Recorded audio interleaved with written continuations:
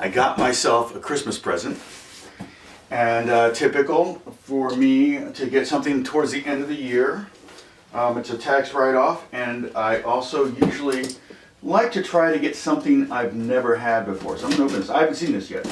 So it's always good to add, when you're doing, particularly when you're doing movie work, you can't have too many instruments.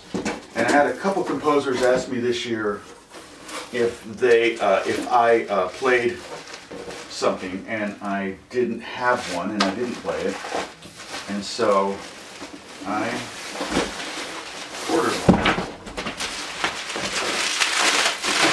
And it comes in a case, has a kind of a padded gig bag, actually a really nice gig bag. I'm pretty impressed.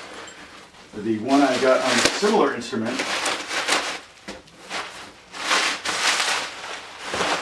had a very cheap gig bag. But that one was made in Egypt. Okay, this is a Ruspec, and I'll show you what it is. Okay.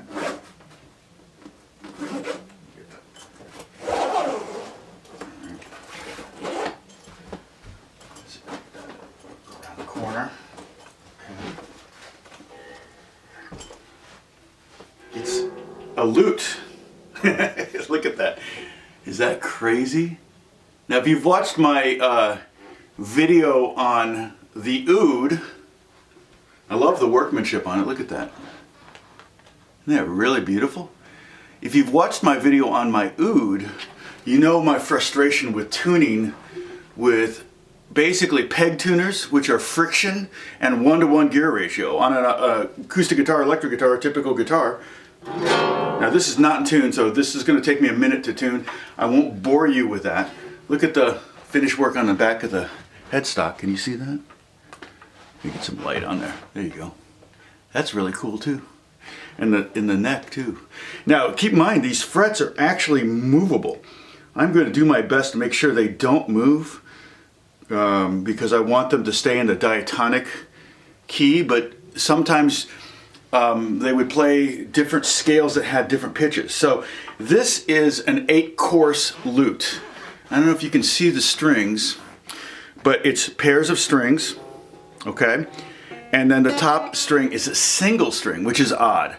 On my oud, it's the bottom string that's single, and then everything else is pairs. Some of these are octave strings, like this. See, the bottom the bottom 4 are all octaves.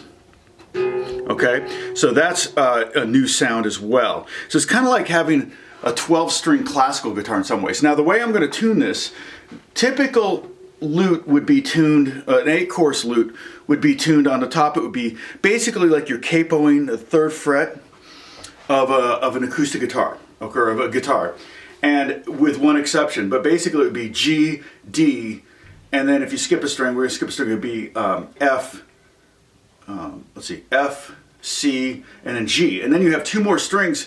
You basically have 2 more bass strings that I can tune down to. So if I want lower notes for different chords and things like that, I've got those. So if you capo at the 1st fret, this would be, if you capo at the 3rd fret, this would be a B flat. But in lute, they usually tune that to an A. I'm going to go ahead and tune it to a B flat so that I don't have to learn new fingering. In other words, this chord here, it looks like an A shape, would be technically a C. With guitar tuning, you could play it like this. With lute tuning, you'd actually have to compensate for the flattened 3rd string, and you'd have to play it more like a D shape. Kind of interesting. So I might mess around with standard lute tuning with that. And then the bottom 2 strings, so the bottom string is going to be a G, and then generally I've seen most people go to an F here, so just a whole step down, and a D here. Okay, so that's generally what I see with these. So, and my son is about to walk in on me and watch me do a video on the lute. Hey, Jack. Okay, so I've kind of got it tuned up. You can see my tuner there. It took me a while, mainly because it was just fresh out of the box. The strings were loose, which is a good thing, because oftentimes when instruments like this are shipped, if they tune them normal, and the strings kind of tighten along the path, they'll break. So I've had instruments arrive that had broken strings, which is always a bummer. But these are all intact, and basically the way it's interesting. Like I said, it's got a single string on the top and then pairs all the way down. So ultimately, because it's an 8 course, it's 15 strings you're dealing with. A lot of tuning going on.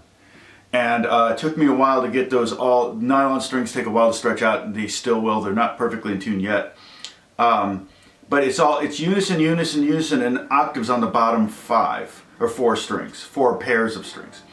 And so, you know, the technique for classical guitar and lute are very different, or not horribly different, but classical guitar you would kind of come over the top and grab like that and use nails and fingers and all that. Here you're more flesh, and the goal is to kind of try to strike both those strings at the same time, not hear you don't want to hear 2 separate things, so you want to hear them, and I'm gonna have to work on that, but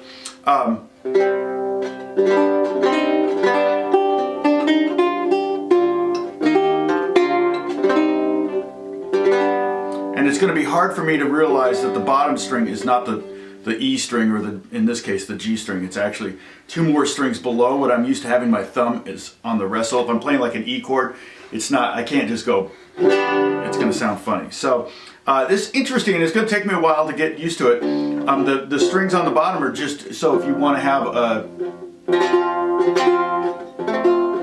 low note for the D shape, which is really F, you've got that, and then you got this low, which is D. So if I want to do like a D chord, I've got a bass there.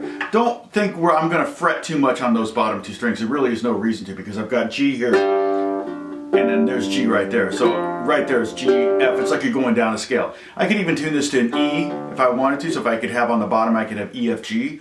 And that would be really convenient for some chords, but it depends on what song I'm doing.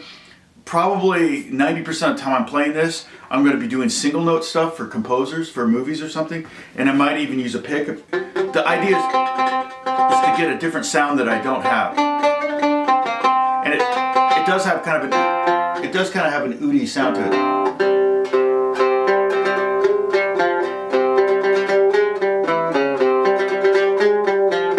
Double strings, and it's so nice because my oud is fretless, so it's super duper hard to sight read music and play oud, because I'm just not an oud player, and my fingers are going to naturally go to the wrong spot, whereas with frets you've got a lot of room for error, and so wherever you push in here it's going to be the right note, but on oud that's not the case. So if I'm trying to sight read something complex, usually what I do is I memorize it, and then that way I can look at my hands.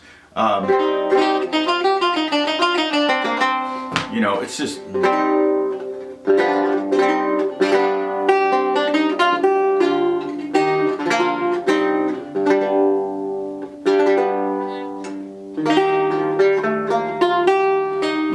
still out of tune, but you get the idea.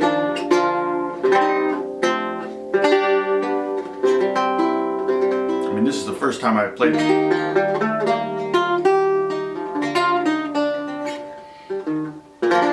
It's a hard one. Get that, what I think is a low string. I think it's good for you to see me struggling, isn't it?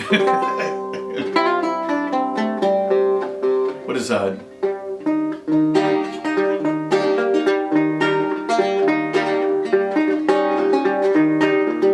So play some blues lute.